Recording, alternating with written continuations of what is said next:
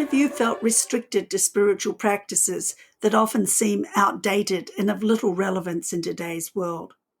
Are you discouraged to express your own creative talents and develop spiritual practices that are uniquely you?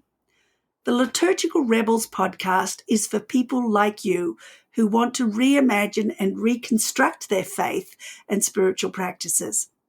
It's for those who want to reshape belief and journey closer to God's wholeness with peace, justice, and flourishing, not just for themselves, but for the earth and all its inhabitants.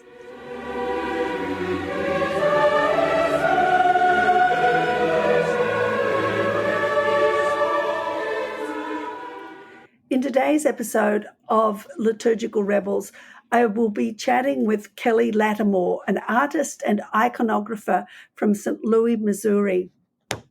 His icons often mix classic Orthodox imagery with figures representing the marginalized and oppressed among us here and now. His icon, Refugees, La Sagrada Familia, in which the flight to Egypt is interpreted as Latinx immigrants crossing the desert, adorns the cover of Pope Francis's book, A Stranger and You Welcomed Me.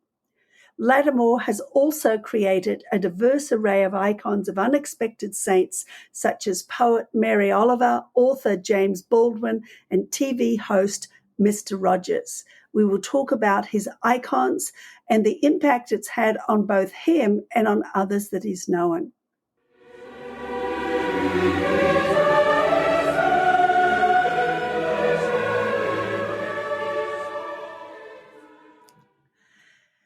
Kelly, welcome to the Liturgical Rebels podcast. It's such a privilege to finally have you as a guest. And thank you very much for joining me today. Thank you for having me. I first came across your icons several years ago on Instagram, as I'm sure many people do, during Advent. And, I was looking for a fresh and contemporary approach to Advent and was just mesmerized by some of your images. And I love the way that you mix classic Orthodox iconography with figures representing the marginalized and the oppressed amongst us here and now. Just such powerful images. And your icons really are fresh and original and compelling. And I love the way that you address uncomfortable subjects, such as the homeless, with them as well. So tell us a little bit about yourself, how you became interested in iconography, and then developed this unconventional approach. Sure. Well, so I come from Chicago. I'm a PK, a pastor's kid. My dad's a pastor in a small Protestant denomination. But I grew up there. I was always making art. My dad was preaching. I was, scribbling drawings all over the bulletins and hymns and all that stuff. So been making art for a long time. But after I ended up going to university in Illinois, Greenville University, and for art and religion. And after that, it was kind of either move back home or, go somewhere new. So I ended up going to Athens, Ohio. And while I was there, I met a couple, Paul and Sarah Clever, who had at the time started a small monastic sort of inspired community with men and women, couples, single people, but also priests and teachers and other students that would intern.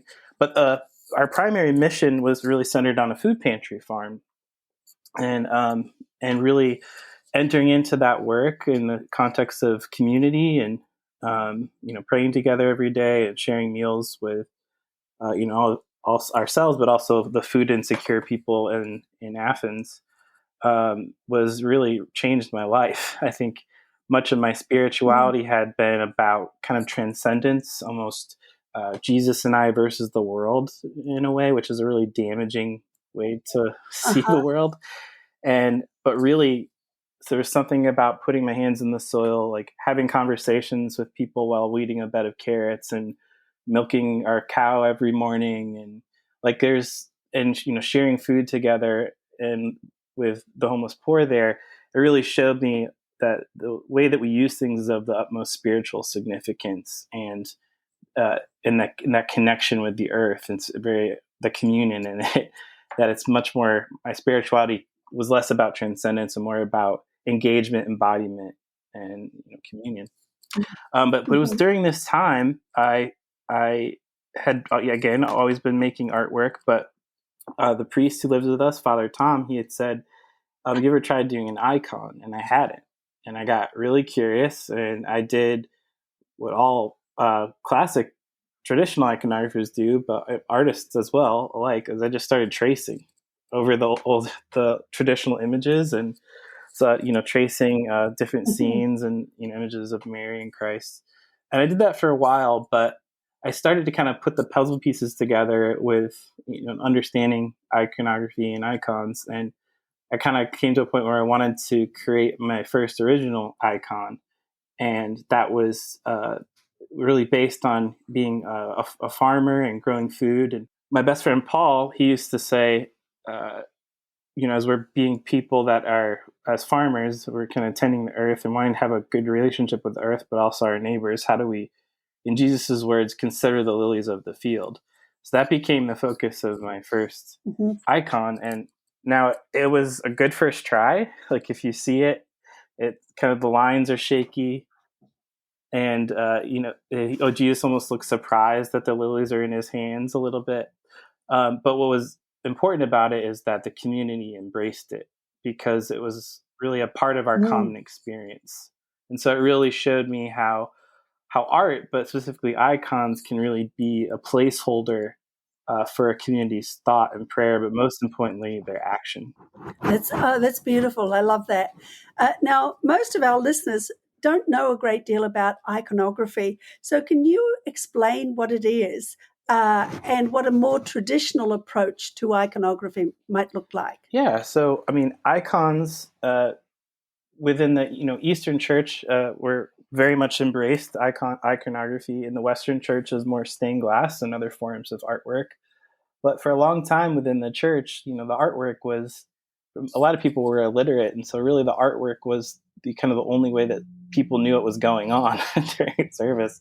And but Mhm. really, specifically icons, they're called a window to God, or a window to heaven, a window towards a saint or the life of Christ, and but they're also in a very, so in terms of the liturgy, they're really reflecting back on us, and there's something about the image of God that is within all of us. We are icons in a sense, and so it's really trying to reflect back and looking, as we look at it, it's looking back at us and calling us to live lives of peace and uh, loving where it hurts, and our neighbors and God and ourselves in more full ways. And so within the context of liturgy, though, in the worship, it's very much seen as something that's venerated, not necessarily the icons themselves being worshipped, but venerated as a way to inform us how we should go and live, and live lives again as we go out into the world, really being reflections of the image of God, and to see the image of God in everyone that we meet after we leave the building. So um, Mhm. Yeah, I did an iconography workshop a number of years ago, and it was quite a profound experience because, of course, you're not just painting, but you're really kind of creating something that is a window more than an art piece. And I think that that's a beautiful way to think about it. Um, but your icons depict things that are a little different from most of the traditional icons. The Holy Family as a refugee, as an immigrant, Jesus in a diverse kind of settings, and also unexpected saints such as poet Mary Oliver. You've done Mr. Rogers. You've done author James Baldwin. You've done a broad variety of topics in your icons, which I think is part of the fascination of them. Tell us more about how you choose your images and what draws you to paint these kinds of images. yeah, so when I really started out, when I had done a few icons, and then I had gotten commissions from the people in the parishes I was involved in Ohio. But things just kind of snowballed in a way, and I began to do more and more icons. But really, one of my favorite parts about iconography is, well, just in terms of creation in general. Like, if we are created in the image of God, then that means that the act of creation is a very relational thing, and how we communicate and relate to one another. And so, really, art is communication in that sense.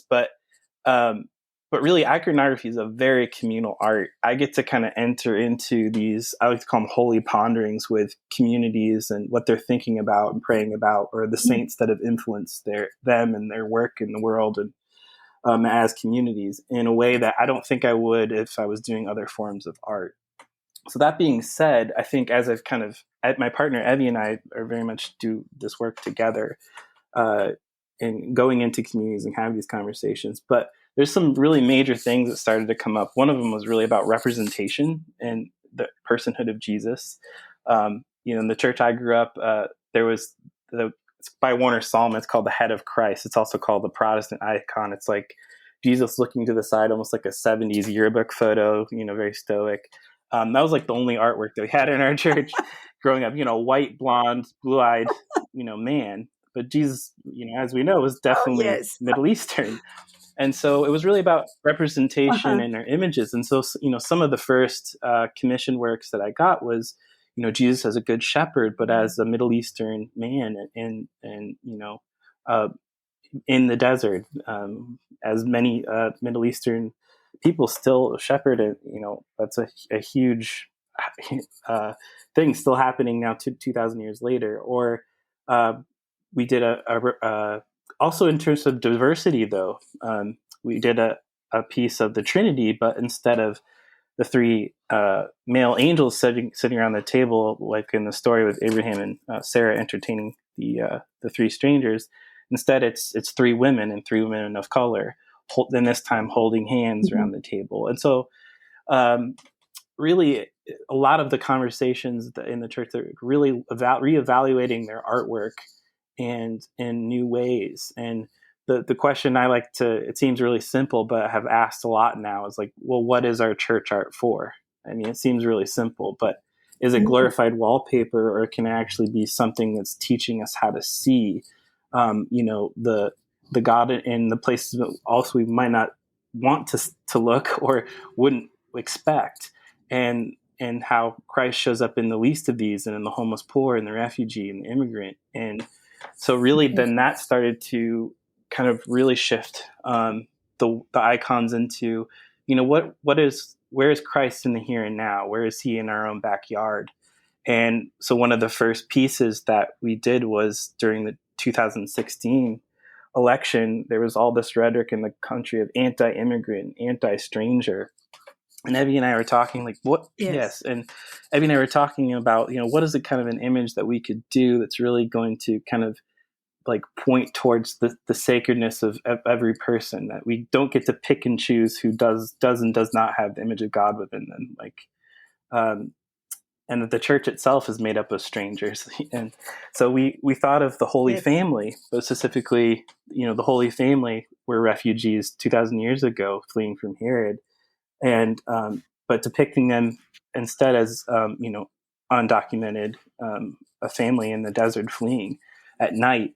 um, and that image, I think it really was the, again, showing Christ in the least of these, but also it really kind of was a turning point for the work in terms of taking all of these symbols and metaphors, the halo, the lettering, all these things from the traditional iconography, but carrying them into the present in a way where they could be made new. And so, there's depicting refugees, or Jesus as a homeless man on the street, to uh, these different biblical stories, but in a more modern context, has been a really interesting part of, I think, connecting not only to God and Christ in our midst here and now, but also as a way to kind of use this really important and beautiful form of artwork and iconography and use it to then also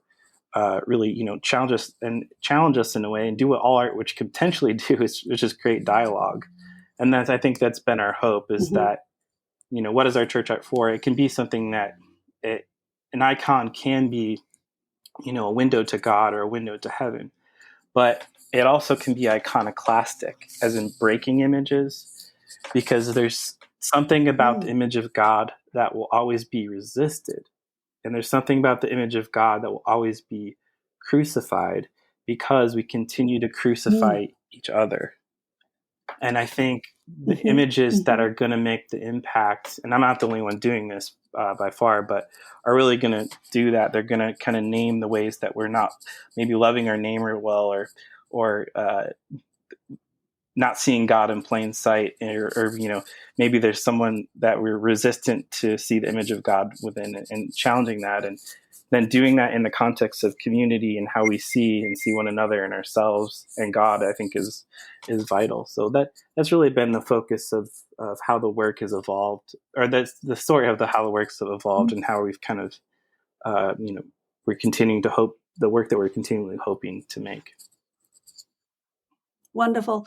Part of my story you don't know is that I'm a physician by Oh, training, and I worked in refugee camps, um, uh, first on the Thai-Cambodian border for a while in the mid-'80s, and then with African wow. refugees, and I've worked with Haitian refugees as well. And I think because of that, I was very much drawn to this image of Christ as a refugee, the Holy Family as refugees.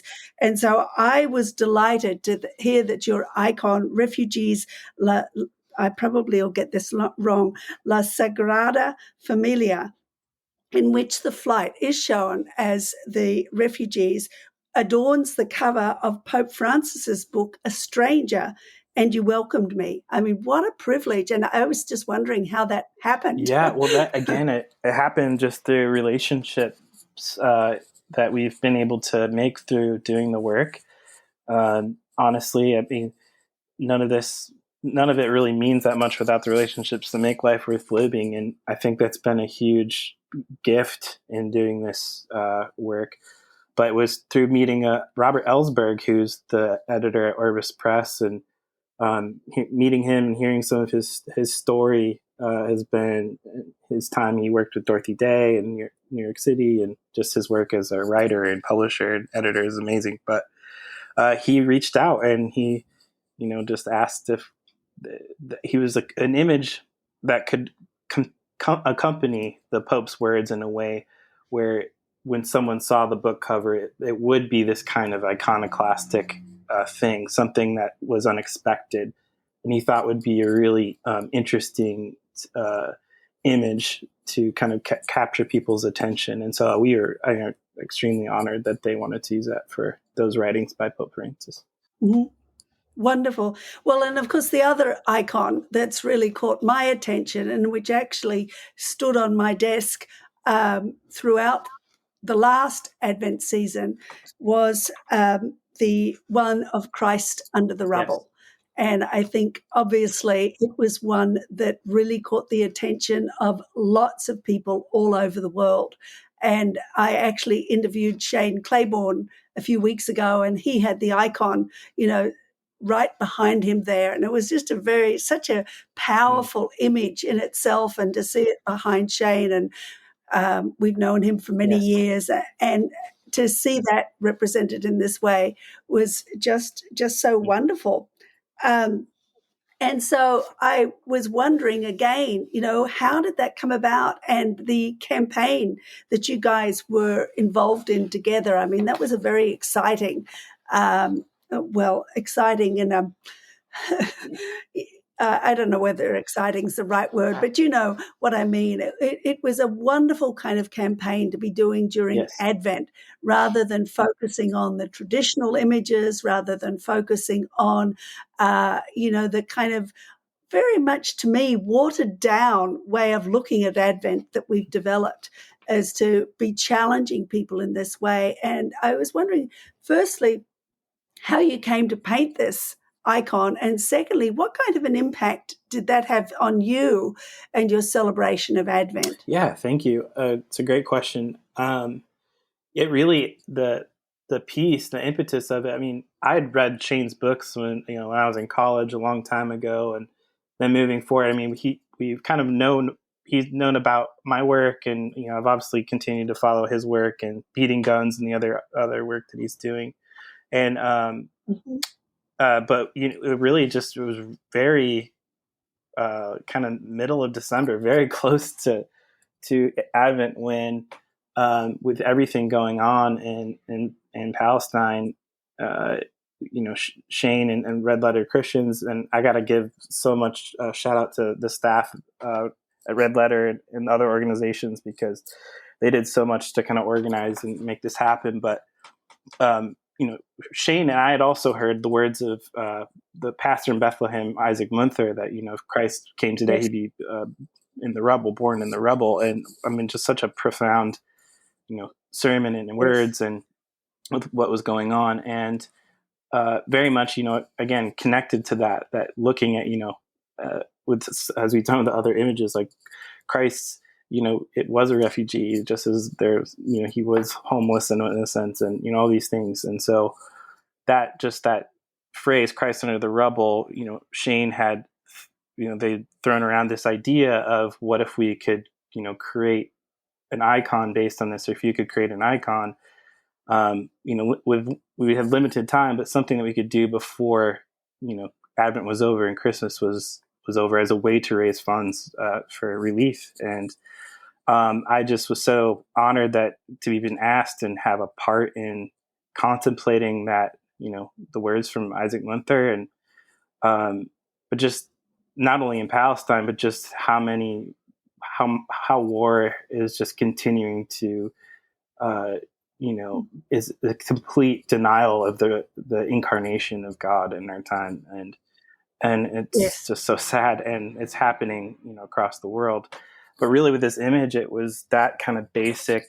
Uh, Isaac Munther and the church there had put a nativity baby Jesus on rubble, wrapped in Palestinian flag, and Yes. I it was saw very that. Yeah. provocative and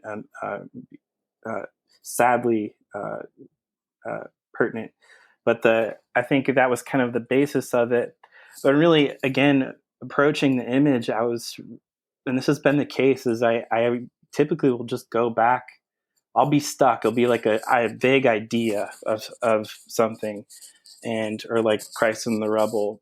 But it's really going back to the traditional icons that often is the place where you find something. And I just went back to the nativity images, and seeing the Holy Family in the cave, and a lot of Mm-hmm. older depictions, and it brought me to look, combining a few icons and forms and things, but that under the rubble was kind of becoming the cave, but in a very sad way.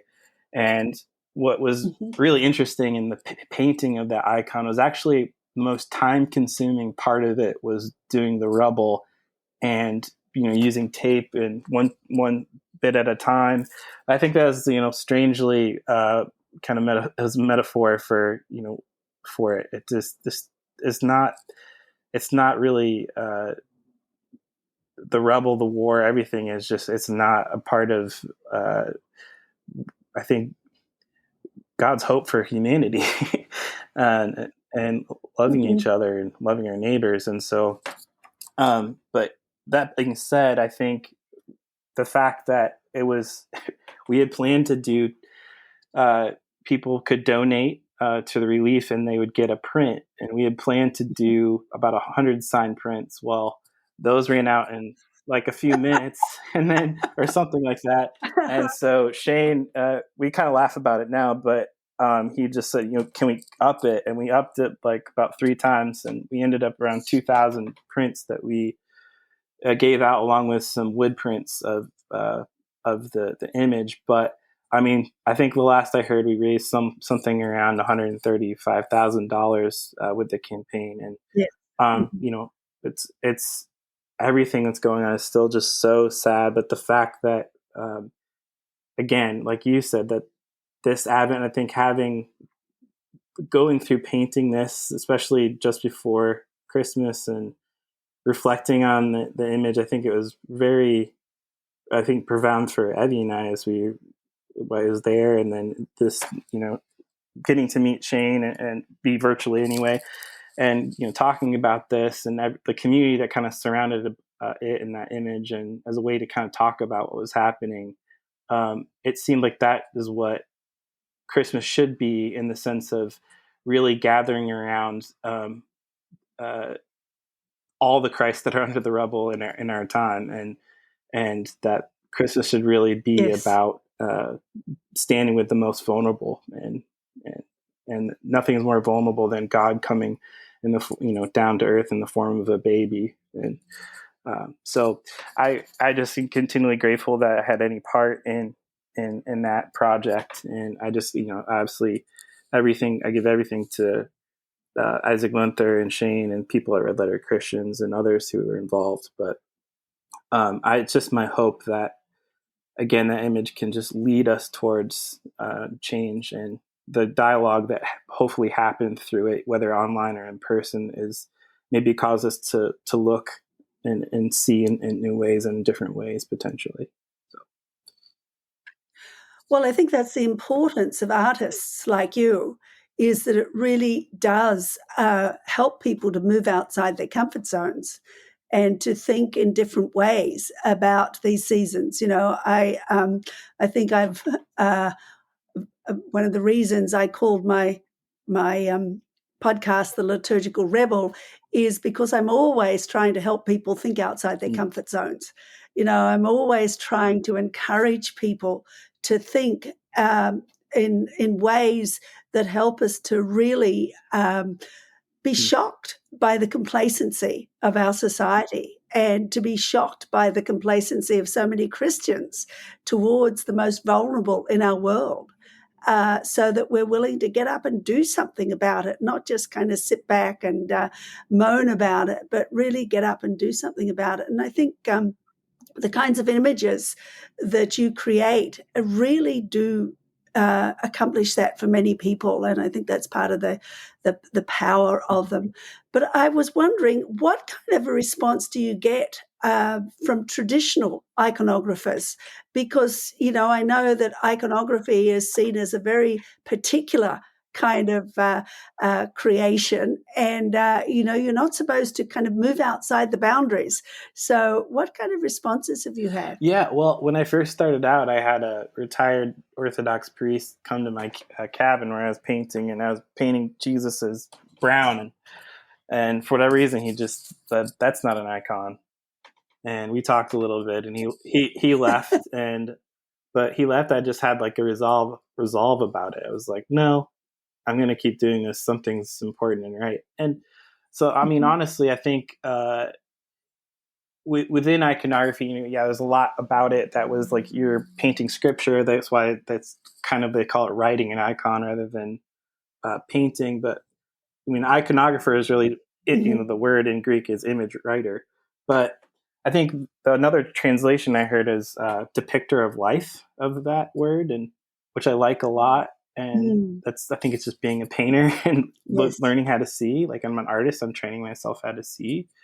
And so, but so really, deviating in any way is really seen as an affront. But I think just the iconographers, Rube Lev has, his famous Trinity piece. That's him coming up with some kind of metaphor to talk about God. And Richard Rohr talks a lot about, we can only talk about God through metaphor. And like, God is always saying, or like Jesus is always saying, the kingdom of heaven is kind of like, like a treasure hidden in the field, or it's like, father whose son you left and then came home. It's like an approximation. But as soon as you say like God it is, or God is, you're creating an idol, the opposite of an icon. So I think for me, I've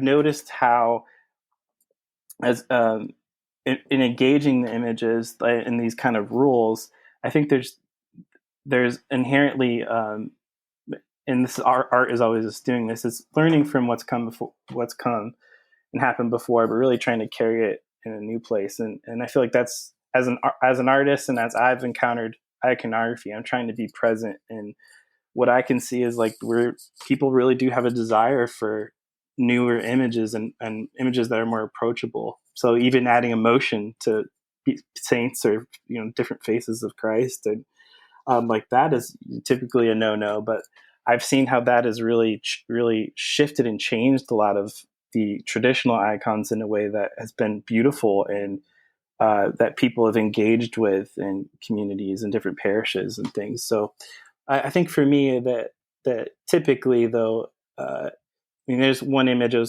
we painted after the tragic death of George Floyd, and it's called Mama, and in the image it's a pietà, but it's a black mother holding her son, Mm-hmm. and the mothers, sad truth, the mothers are continuing to lose their sons and their daughters who are unjustly murdered by the state today, just as Mary did 2,000 years ago. But that image was Yes. very much resisted. It was very resistant. There was a lot of pushback, specifically from these more traditional iconographers, but also Mm-hmm. different people within the church. But we got a lot of questions. Is it George Floyd or is it Jesus? And the best answer that we could come up with was yes. Like it is, it is Christ. But as Saint Teresa of Calcutta said, it's Christ in distressing disguise. That Christ says he's to be Yes. found in those who suffer, as George Floyd did. So therefore, is George Floyd. But really, we got a lot of Yes. messages from people that their big anger about it was that doing this traditional form or painting, sacred art painting, but just even showing Mary and Jesus as black was an affront to them in some way. They couldn't see beyond that. And so I think that's another piece. Again, they're resisting. They're trying to kind of.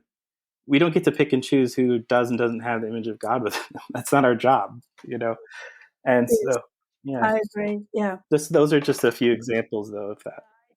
It's so important, to create these images that are, kind of making people angry in a way, just because of the fact that it means that, you're presenting them with an image of Christ that they're not willing to confront, even though it might be closer to who Christ was and how Christ suffered than, the kinds of images that we've found acceptable within our churches. So I think it's wonderful that you continue to do this kind of stuff.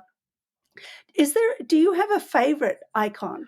I do. I tell this story a lot, but I think it just really gets at the heart of really a lot of where my focus has been. When I first started doing icons, I tried painting a very traditional icon, Christ the Pantocrator. So it's like Christ holding the gospel book. It's also called Christ the Teacher, and he's giving a sign of blessing.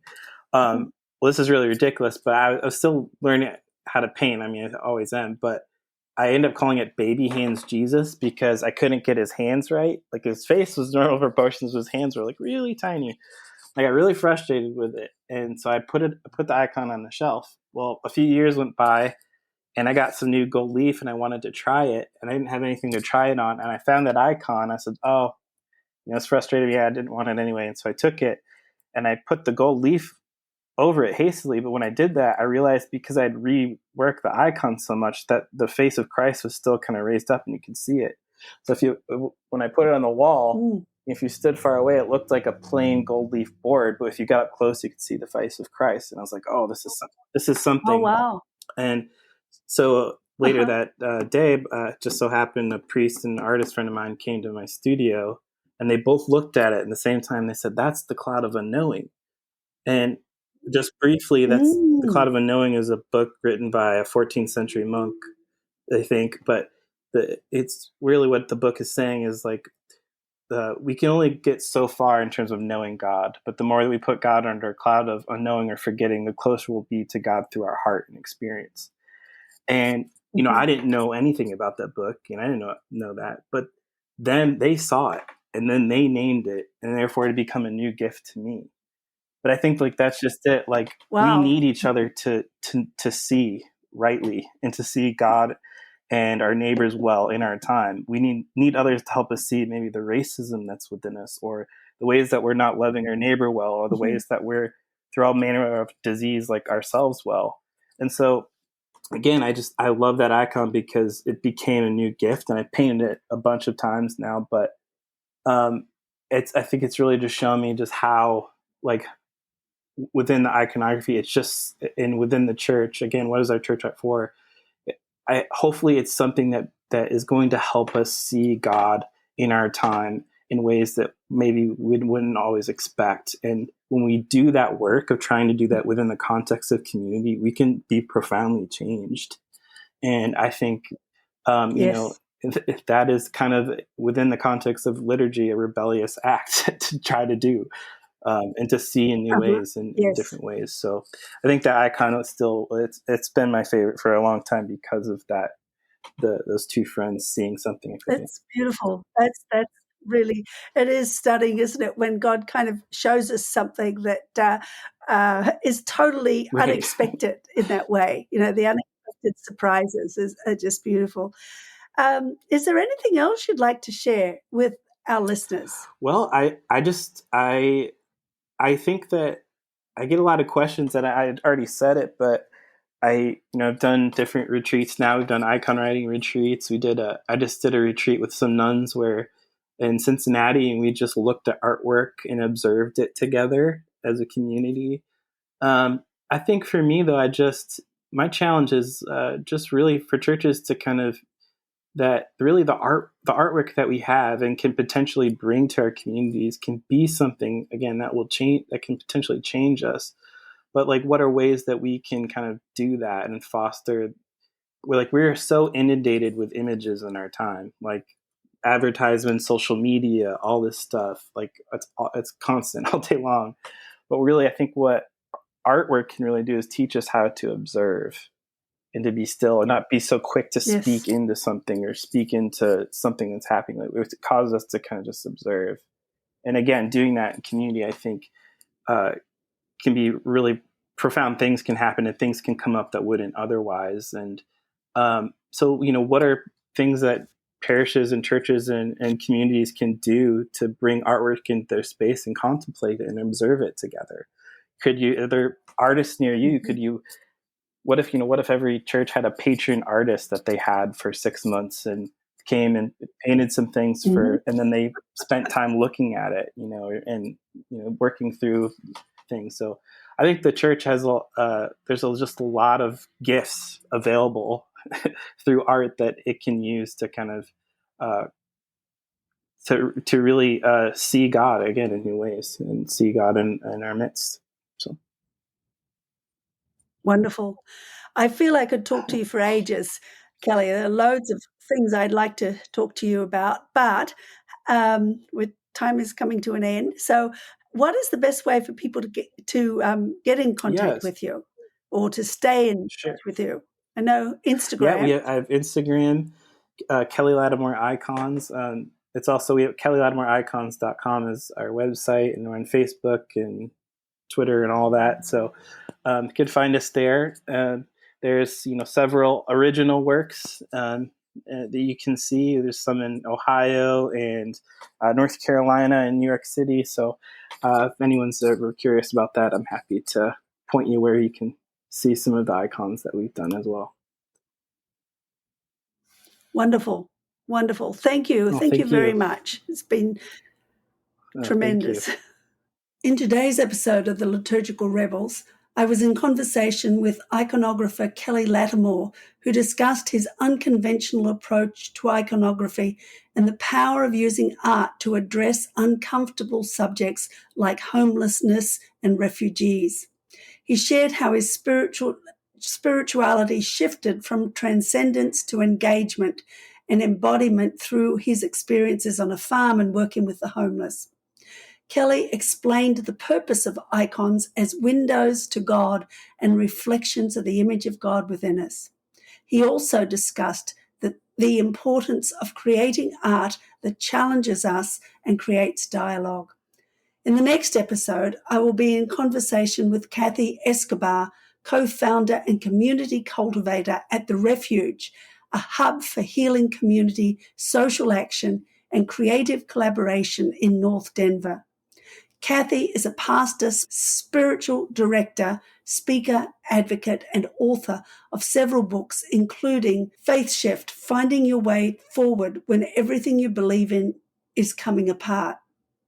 She is also co-founder of Community Heals, a non-profit organization dedicated to creating accessible experiences on the water and in the mountains for all ages.